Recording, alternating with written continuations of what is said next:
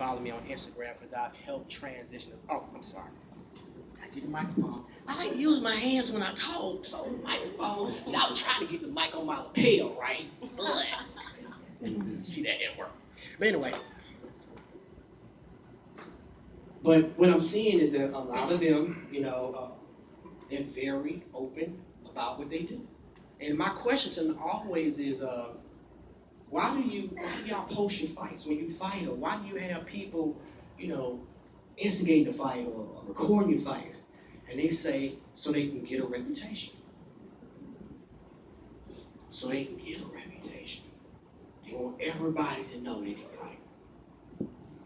And so my question to them is, when you know this can be used against you in a court of law, and you know what they say? They ain't even know.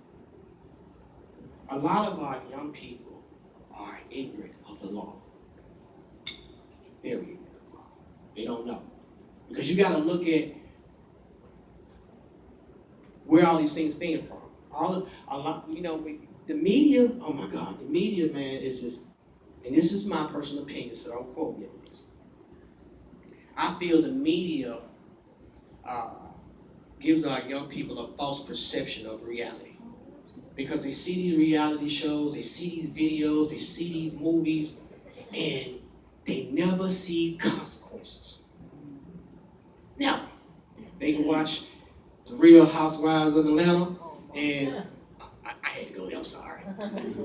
And Love and Hip Hop, and they hear B's and H's, they getting slapped, they throwing bottles, but guess what? They never see consequences. So in their mind, it's okay. They did it on Love and Hip Hop, and didn't that happen to them? These are the actual conversations that I'm having with young people. And I'm like, no, boo-boo, your ass going to jail. I'm just telling you. I mean, that's the conversation. I'm like, you're going to jail, okay? For real. So, and just getting them to understand when they make those decisions and choices to commit crime that they got to deal with the consequences. And it breaks my heart sometimes to see, when I have to go to court for some of my kids and they get handed these sentences and they lose it. And they be like they're being treated unfairly, but you just committed a heinous crime. And there has to be some type of punishment and consequence for that. So my thing now is just really getting them to understand that part of it.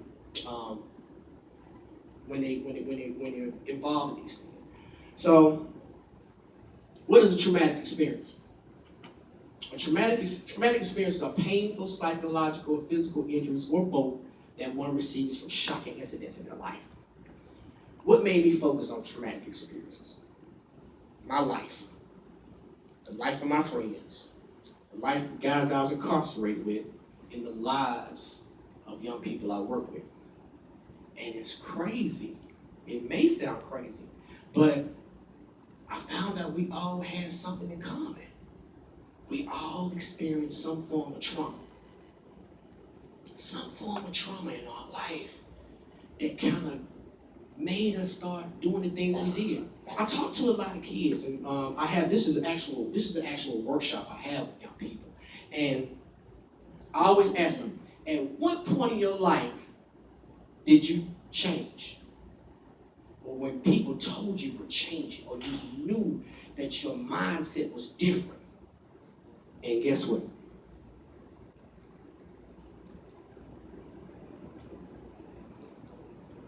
One of those days.